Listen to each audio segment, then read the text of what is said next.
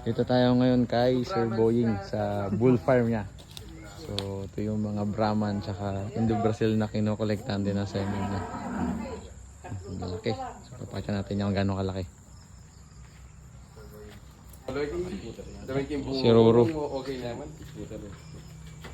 Laki, no? Haba pa.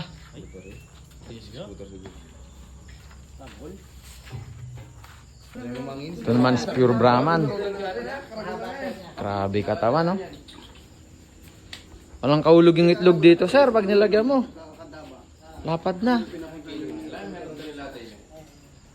Ito is Australian Brahman. Nagsabi sa inyo meron din eh. Ano po? Na gulay na ito Brahman. Australian Ay, Brahman.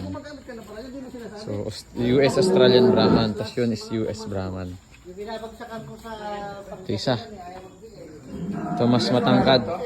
Ito daw boss, crossbreed ng US tsaka Australian Brahman. Yung nasa kabila na talagang lobong-lobo, US Brahman. Ito kaya ito mahabat malaki na siya. Something na. Oh yan, ano yan? Ito naman si Dato. Ito yung may available na semen na ready na sa market. Gamitin pang AI. Kita ma, ikaw. Sige. Ito si Dato 186. Yung atakan niya. Ito naman si Joshua. So, ito po si Boss Gob kasama natin. Boss, shout out. Shout out sa mga followers. Shoutout sa mga followers natin. I-follow nyo rin si Joshua Bitug sa FB. Thank you, Boss Gob. Puntahan natin sila. Thank you po, papalaw. Parita na kay Boss Gob.